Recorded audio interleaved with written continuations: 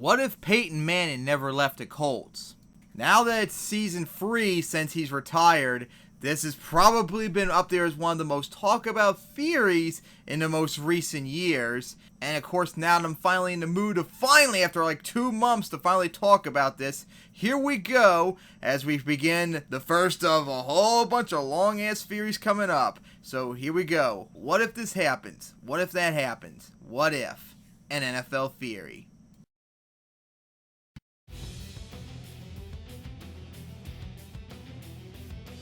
After being drafted in 1998, Peyton Manning helped turn the Colts around from being one of the worst teams in the league to one of the dominant teams in the 2000s with one of the most explosive offenses.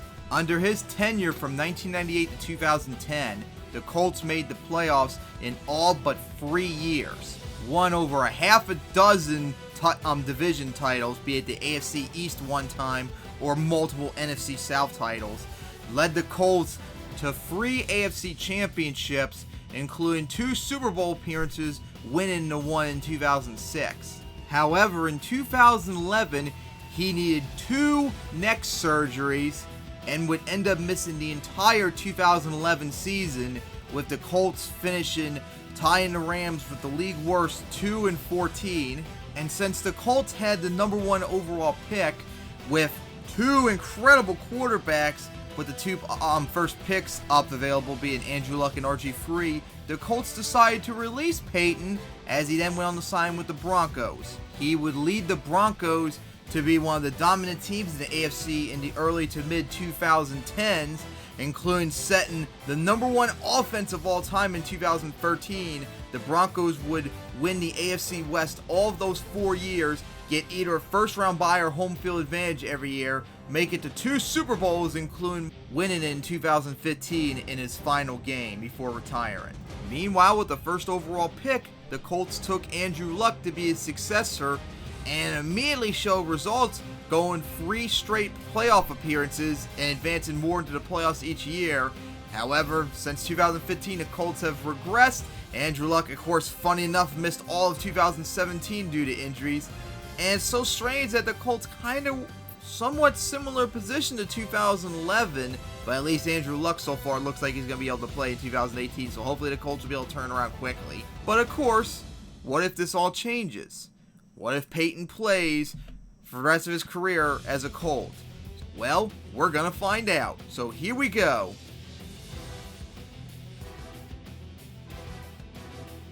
This is the first theory where it's going to span multiple seasons, and it's going to cover Peyton's final 5 seasons from 2011 to 2015.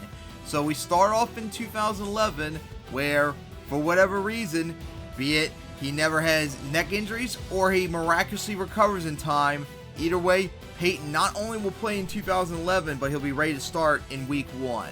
Now, don't get too excited, as even if Peyton plays, the Colts will struggle in 2011. With Peyton missing all the regular season, it showed a glaring weakness with the Colts that they just don't lack enough depth in cases something like this happens. On offense, sure, they had a lot of weapons and they had a strong, good offensive line, but without Peyton, that basically went to shit. And on defense, sure, they had future Hall of Famers Dwight Freeney and Robert Mathis, but that was probably it with the defense, and also that defense was made to contain offenses, not outright win the game for the team. And also, as we saw the previous year in 2010, Peyton would probably struggle in 2011 a bit, and it probably would be one of his more statistically worser seasons probably since the early 2000s. But in the end, he plays, and the Colts, of course, would dramatically improve as they end up finishing 8-8.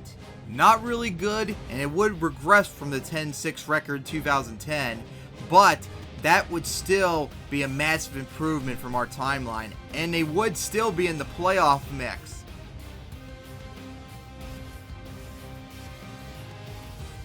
In the updated 2011 standings, as you see, the Colts dramatically shot up in their 6-game improvement. However, they still would miss out in the playoffs, but they did make a change for the playoffs because one of their wins would be against the Bengals, and because of that, Now the Titans take the Bengals spot as the 6th seed and sneaks into the playoffs.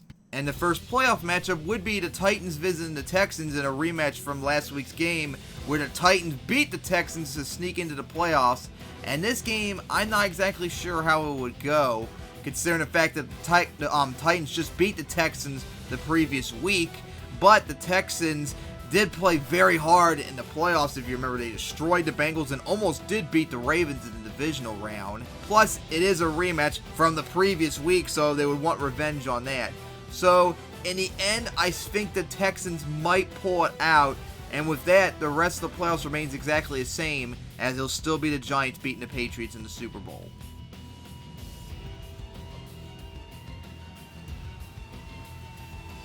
We now get into the most interesting part of the scenario, 2012, and of course, for Peyton, since the Colts did so much better in this timeline and he still played okay, and they're so far back into the draft order that they're no longer in contention to get Andrew Luck or RG3, the Colts do not release Peyton, and therefore he doesn't sign with the Broncos.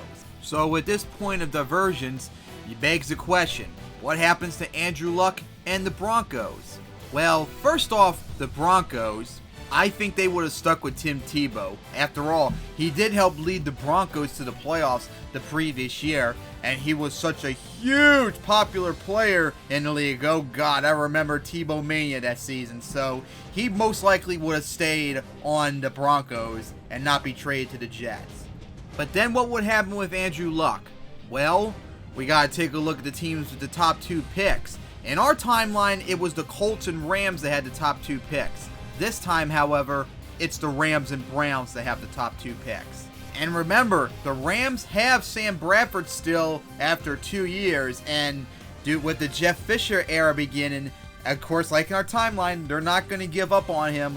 So, just like in our timeline, the Rams will put their number 1 pick up to trade, and just like in our timeline, it's the Redskins that make the offer. Now, they probably would have to give up a lot more than they did in our timeline in order to get the number 1 pick instead of the number 2 pick. But in the end, it happens. And with the first pick, it's now the Redskins that take Andrew Luck, and the Browns would take RG3.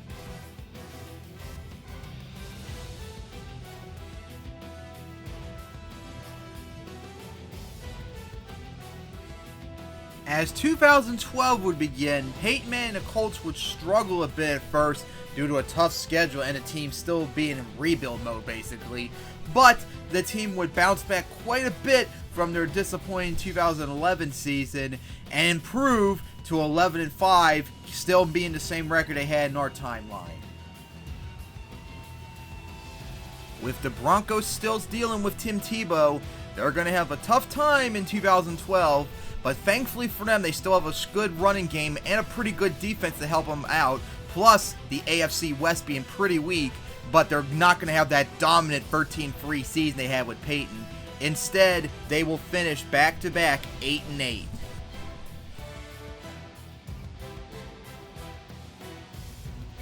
With the Andrew Luck era beginning with the Redskins, they would start off slow at first, as they did with RG3, and it doesn't help the fact that Andrew Luck just was not as good as RG3 was in this timeline, but he still managed to get a bunch of fourth quarter comebacks like he did with the Colts this year.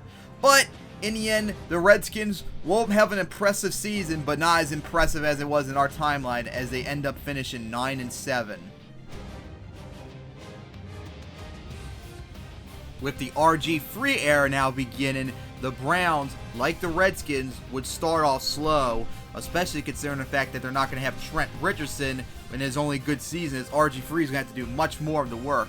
But, and later on in the year, the Browns become very explosive, especially with RG3 having an incredible season, and they would have a massive improvement as they finish 9-7, just like the Redskins, to get their first win season since 2007, along with beating the Redskins this time around in Week 15, unlike the Redskins did in our timeline.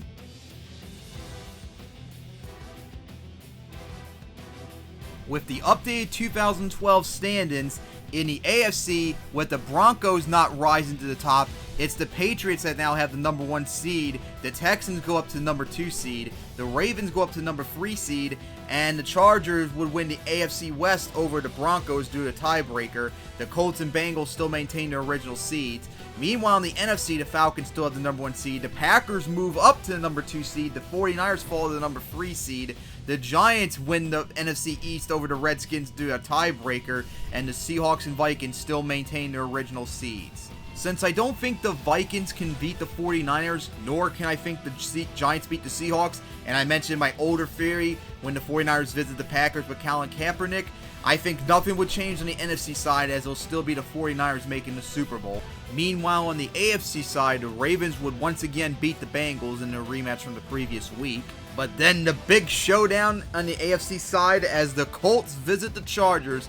Oh, how nostalgic seeing this playoff rivalry from the late 2000s, as both teams will play very hard, but unfortunately for the Colts, playoff Peyton would probably strike once again, and of course their history playing the Chargers in San Diego doesn't go good in their favor, so once again, I think the Chargers will beat the Colts, only for them to get destroyed by the Patriots next Saturday, as the Texans take care of business against the Ravens, with the AFC Championship now being the Texans at the Patriots.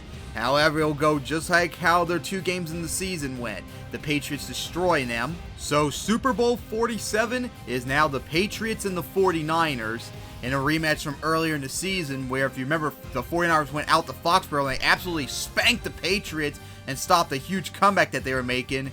And this time around, I think they can hold it off and do it once again, as the 49ers would get their 6th title.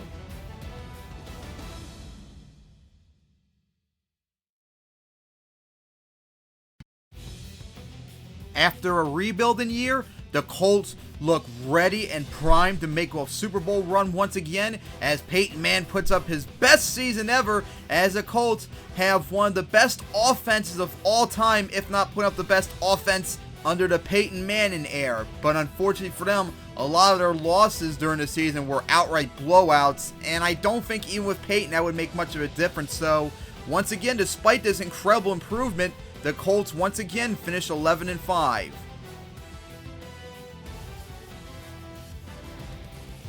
In year 3 of the Tebow era, unfortunately the Broncos begin to fall apart. Without Peyton Manning to lead the number 1 offense of all time, and with the defense falling off a cliff that year, and Tebow struggling, the Broncos would have an epic implosion as they regress mightily and finish 4-12 and in the bottom of the AFC West.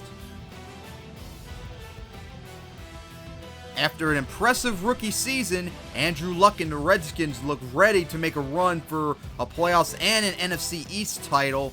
And of course, remember in our timeline, the Redskins finished 3-13, but a lot of those games were really close. And I mean a lot of multiple games where they were really close. So you take out RG3's struggles and put Andrew Luck in, they could easily win a lot of those games. And this time they do, as the Redskins improve to finish 11-5. RG3 and the Browns, hoping for a big turnaround like they did last year, unfortunately suffer a sophomore slump. RG3 probably would not be as injured in this timeline since they did not make the playoffs, but he still would struggle along with the Browns, especially playing a little bit tougher of a schedule, as they fall off and finish 5-11.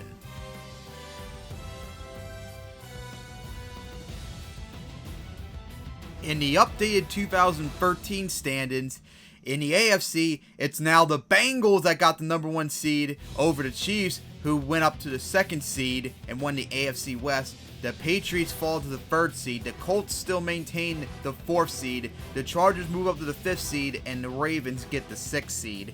In the NFC side, the first 2 seeds remain the same, with the Redskins now moving up to take the Eagles' place as the 3rd seed, and the rest of the playoffs in the NFC side remains exactly the same. The playoffs begin with a rematch from last year, and of course during the season, as the Chargers visits the Colts in the wild card round, and oh boy, this game could go back and forth, especially since we saw how well the Broncos did with Peyton in the regular season and the playoffs too when they played each other. So I think the Colts will get revenge this time around and beat them. Meanwhile, the big showdown begins in the NFC as the Saints visit the Redskins as Andrew Luck makes his first playoff debut.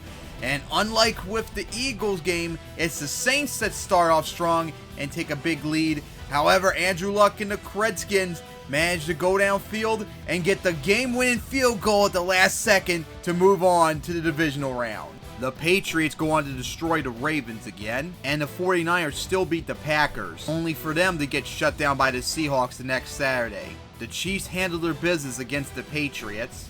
Then the Redskins visit the Panthers, and oh boy, the Redskins would have to face a very strong Panthers defense, and Andrew Luck would struggle against them. And to make matters worse, the Redskins' pretty bad defense of 2013 comes back to bite them as Cam Newton has a field day against them as the Panthers destroy the Redskins. Then it would be the Colts visiting the Bengals in a rematch from earlier in the year, and I don't really think it would make much of a difference in this game, just like it did in the regular season. I think the Bengals still would get this and knock down the #1 offense of the league, most in part because of the Colts defense laying an egg. The AFC Championship is now the Chiefs visiting the Bengals, and oh boy, what an interesting game that would be between two very similar teams. But of course, the Bengals were built up and they are finally primed, whereas the Chiefs were still kind of in like rebuilding mode after just going 2-14 the previous year. So I think with the Bengals being the much better team and being at home, the Bengals will get back to the Super Bowl. And then the Panthers would visit the Seahawks as their arch rivalry of the mid to late 2010s would begin. As in the end though, the Seahawks being the home team and just being really the dominant team that year would get the win. And that sets up Super Bowl 48 as the Seahawks and Bengals play each other, and who are we kidding? The Seahawks just were the best team that year, and I don't think, and I'm serious, I don't think there was any team in the AFC that could have challenged the Seahawks that year and won the Super Bowl against them. And of course the Bengals, good luck with that, as the Seahawks would spank them as they would get their first title.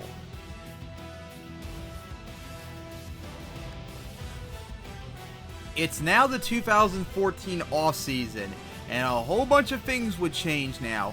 First off in our timeline, as you remember, when the Broncos lost the Super Bowl, they went free agent crazy and signed DeMarcus Ware, Aqib Talib to try and build up that defense to be Super Bowl or bust effectively for the next few years. But in this new timeline, since the Broncos are nowhere near a Super Bowl contender, and the Colts thinking that they need a better defense to maybe step it up to finally make a Super Bowl appearance next year, they are the ones that now go after DeMarcus Ware and Aqib Talib, hoping to finally build a defense strong enough to make a Super Bowl run in 2014.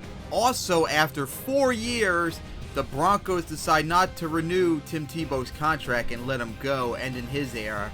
And the Broncos have a pretty high draft pick, but unfortunately, it's not really set up good for him in terms of finding a quarterback. Blake Bortles would still end up with the Jaguars, and I don't really see them actually considering taking Johnny Manziel or Teddy Bridgewater, so they probably would take someone else and maybe have a journeyman for next year.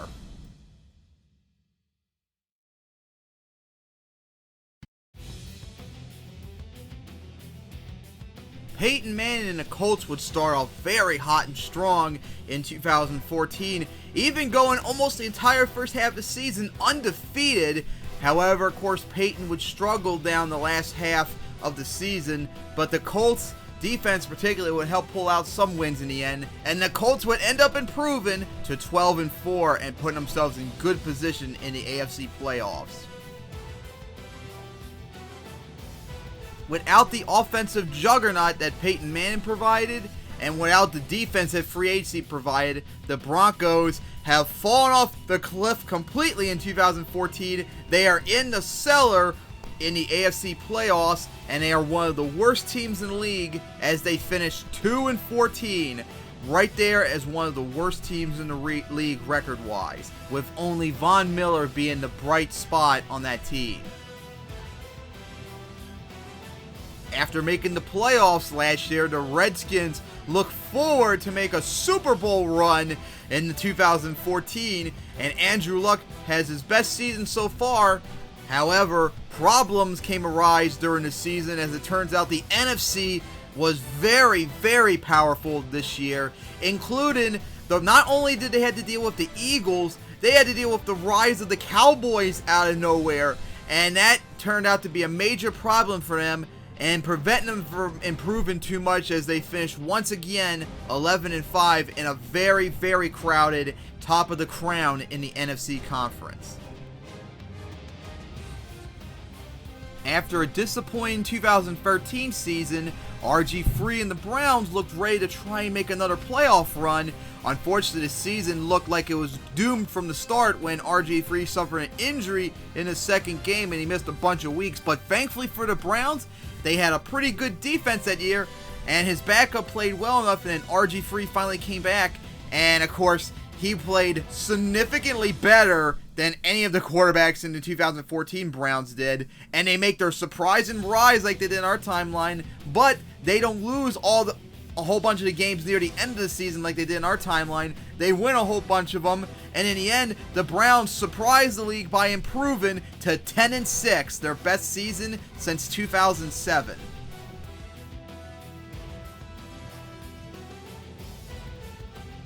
Now with the updated standings, in the AFC, it's the Patriots still have the number 1 seed, but the Colts now move up to take the number 2 seed. The Bengals move up to the number 3 seed, winning the AFC North. The Chiefs move into the number 4 seed, winning the AFC West. The Bills make the playoffs and get the 5th seed, and the Browns sneak in and make the playoffs as they get the final seed. Meanwhile, in the NFC, the Packers now have the number 1 seed. The Cardinals manage to get the number 2 seed. The Cowboys still get the number 3 seed. The Saints move up to get the 4th seed. The Seahawks fall to the 5th seed. And the Lions get the 6th seed still. And the Redskins, despite being 11-5, still would miss the playoffs due to tiebreaker. The Seahawks visit the Saints to start the playoffs, and with the Saints struggling that year, I think the Seahawks easily would get that win. Then it's the Browns visiting the Bengals in their rematch from earlier in the year. And oh boy, remember on that Thursday night game when the Bengals got destroyed by the Browns? Well, guess what? It's going to happen again, as the Browns are much better off now with RG3 this year, and the Bengals just were not that good of a team in 2014, so the Browns beat the Bengals to move on to the Patriots. The Chiefs handled their business against the Bills, and the Cowboys still beat the Lions. The Patriots take care of business against the Browns. The Packers don't screw up and they beat the Seahawks this time around. Then the Cowboys visit the Cardinals, and of course a rematch from earlier in the year. Remember in that game, Tony Romo missed it because of injury, and the Cowboys just could not stop that Cardinals defense. But now, of course, remember, it's now Carson Palmer that's gone, and the Cardinals, after starting off 9-1, fell off a cliff going 2-4 the rest of the way. And they just did not have anything left in them. So I think in this game, the Cowboys will pull it off on the road. Then it's the Chiefs visiting the Colts, and unfortunately for the Colts, it doesn't go their way. Their defense does not play as good as it needs to be. And of course, worst of all, Peyton finally laid an egg once again in the playoffs, as he did against the Colts in our timeline. And the Chiefs defense shut down the Colts offense as the Chiefs move on to the AFC Championship. The Packers once again beat the Cowboys, and with being the home team, the Patriots take care of business and get their revenge on the Chiefs, which sets up Super Bowl 49 between the Patriots and Packers. Oh boy, the match that we almost had too, remember, and the match that the NFL would most certainly want with Tom Brady against Aaron Rodgers. However, I think it probably would be the Patriots once again, as the Packers did not have as good of a defense as the Seahawks that year. And of course, being in a neutral site this time instead of Lambeau Field, I think that would probably be in Patriots' favor, as they would get the win.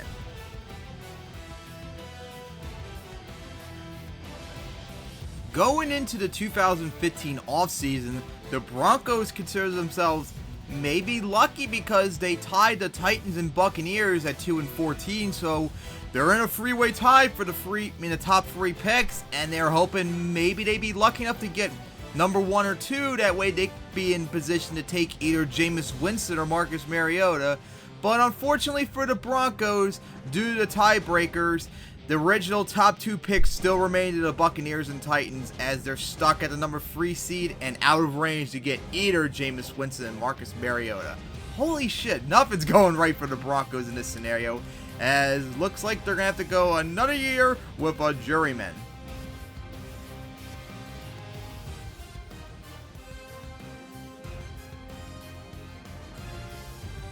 After some fears he might retire, Peyton Manning decides to come back for another try at a Super Bowl, but unfortunately he struggles and shits the bed hard before the second half of the season, before suffering his injury, missing the final half of the season. However, fortunately for the Colts, their defense that they're trying to build up all of a sudden came out of nowhere as one of the best in the league, and since they were in the very weak AFC South, they actually managed to improve, as this time in 2015 they got up to 13-3 and once again right in there in the mix as the AFC powerhouse.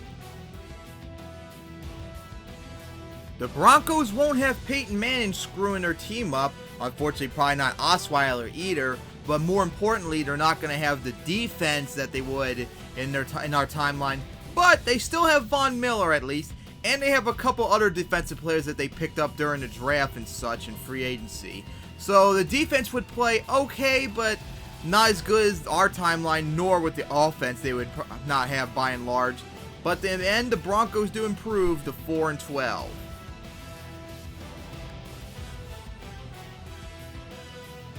After just missing the playoffs the previous year, the Redskins look forward to try and make it once again, and this time make a run for the Super Bowl, as they have the same hype as the Colts did in 2015. However, unfortunately for them, Andrew Luck would struggle really badly and suffer a season-ending injury at the middle part of the season. However, thankfully for the Redskins, they still got Kirk Cousins. Remember, in our timeline, they took Kirk Cousins the same draft that they did as RG3, which I'm sure a lot of us thought was really weird. I think they did probably for just in case if RG3 failed. So since they have that feeling probably for RG3, I'm sure they had that same feeling for Andrew Luck. So because of that, Kirk Cousins will immediately help out the Redskins and play probably the same level he did in our timeline's 2015 season. However, the team would not be as good as it was the previous year, but thanks to the NFC East being so weak, they still win it, as this time they finished 10-6. After making the playoffs the last year, the Browns look ready to go to try and make another run at it. Unfortunately for them, RG3 once again suffers an injury to start the year. He eventually would come back, and he would play okay, but the Browns would unfortunately begin their regression as they did in our timeline, as they end up finishing 8-8 and missing the playoffs once again.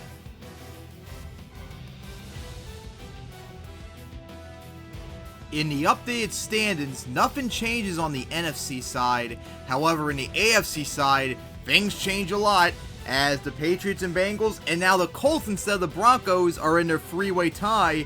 However, the Patriots win the tiebreaker, and the Bengals get the tiebreakers. They get the second seed, as the Colts fall to the third seed. The Chiefs move up to the fourth seed, the Steelers move up to the fifth seed, and the Jets sneak in as the sixth seed. And since nothing changes on the NFC side, it's still the Panthers that make the Super Bowl. In the AFC side, the Chiefs would once again beat the Steelers like they did in the regular season. Then it's the Jets visiting the Colts in their Week 2 rematch, where remember the Jets embarrassed them on that Monday night game. However, this time around the Colts defense will not let that happen again, as they get the revenge and beat the Jets, which sets up the next matchup as they now visit the Bengals once again in the divisional round like they did 2 years earlier. Now, of course, Andy Dalton, remember, maybe or maybe not might play in this game as he suffered his injury. I think I heard that he might have been able to play in the divisional round if the Bengals beat the Steelers, so it's possible for him to play in this game, or they might stick with A.J. McCarron. Either way, this game would probably be just defense by and large. And of course, Peyton going up against a strong defense. Oh boy, we know how badly he would do against that, as he struggles in the playoffs. And I think even if the Colts defense put up one hell of an effort, I think once again they would fall short as the Bengals beat the Colts once again. the Patriots would still beat the Chiefs, which sets up our AFC Championship as the Bengals at the Patriots. And I don't think it really matters. AJ McCarron or Andy Dalton, if he plays, I don't think nothing could probably beat the Patriots except maybe the Broncos in our timeline. So the Patriots get it, which sets up Super Bowl 50 as the Panthers and the Patriots in their rematch of 12 years ago. This game, however, probably would be played kind of like how the Super Bowl 50 was in our timeline. Only problem is the Patriots defense was not as good and their offensive line was struggling at that point. So even if Cam struggles, as long as the Panthers defense plays as well as they did against the Broncos in our timeline, I think the Panthers actually could get in the rematch and get their first ever title.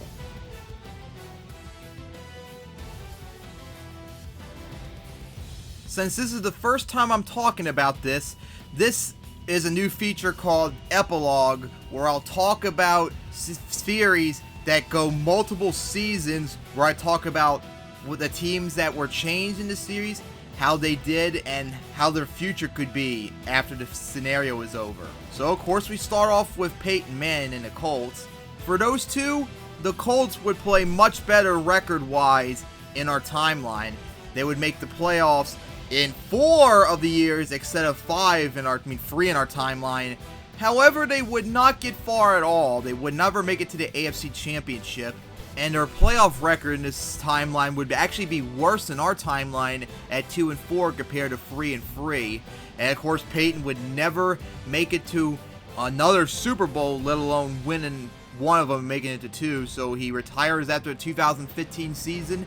Now, thankfully for the Colts, they still have that free agency built defense, and that defense would definitely be dominant still in 2016. And of course, since the AFC South was so weak that year, the Colts easily could maybe make a run again in the playoffs for another Super Bowl. And I think, funny enough, since they need a quarterback, I think they might actually try and bring Kirk Cousins over from the Redskins since they need a quarterback, and he showed himself good enough, and they're not going to be in any position to draft Carson Wentz or Jared Goff in our timeline. So the Colts' future right now, at least in 2016, is actually looking up probably compared to our timeline. For the Broncos, the early to mid 2010s were an epic disaster. In this timeline, they would only make the playoffs that one time with Tim Tebow and only have one other season getting 500, and the rest were nothing but losing seasons, being one of the worst teams in the league. However, they did have Von Miller still in our timeline. They still have some defensive studs, and their defense played a lot better in 2015, so maybe the team can improve and be a defensive team like in our timeline this scenario. However, they would be in a very tough position, the very competitive AFC West going into 2016. And another interesting thing is, they would have the 3rd overall pick in the 2016 draft. The Titans still would have the number 1 pick, which they would trade to the Rams so they can get Jared Goff. But the Cowboys would have the 2nd overall pick. But since it's not the Browns, I don't think the Cowboys would even consider trading the pick to the Eagles so they can get Carson Wentz. And since I'm not entirely sure the Cowboys would take Carson Wentz themselves either, perhaps they would take Ezekiel Elliott, and perhaps the Broncos would now take Carson Wentz instead. Now that would be unbelievable if you think about it, especially going into 2017. Wow. Maybe the Broncos could maybe make a Super Bowl run perhaps in 2017. For the Redskins, they would do a lot better with Andrew Luck. They would make the playoffs twice still in our timeline, although swapping around and such. But the team record-wise would be much better. In fact, getting all their seasons with Andrew Luck having win seasons. And also going into 2016, Andrew Luck would probably have one of his best seasons at that point, which is much better than what Kirk Cousins put up. So the Redskins could possibly be a contender in the playoffs big time next season. Of course, it's going to be kind of difficult with a very strong NFC East that year, but they can maybe make a challenge, of course, once Andrew Luck misses all of 2017, and since they're most likely going to have no Kirk Cousins by that point, since he'll probably be gone by then, Redskins would be in trouble in 2017. And then finally, the Browns, in this timeline, they would do much better having 2 winning seasons and making a playoffs appearance in 2014 and getting 500, so all but one of their seasons was 500 or winning record. But, funny enough, I think the Browns probably would play the exact same way they would do 2016 onward, 1-15 and then 0-16, with of course RG3 being cut after 2016.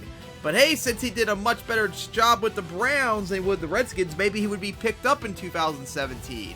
Who knows? But hey, it's just a theory, an NFL theory. Hope you enjoyed this video, as it took a bunch of days to put it all together and something. Wow, over 35 minutes. Quite a long one too. As put your thoughts in the comments. How do you think the seasons would go? Do you think maybe the Colts would do better or worse with Peyton Manning? Do you think Andrew Luck would go somewhere else or do even better with the Redskins? Or whatever you think of, leave your thoughts in the comments, as more theories will be eventually coming up eventually, as I got a very interesting one coming up next, which I don't think anyone has ever thought of, so tune in for that next one.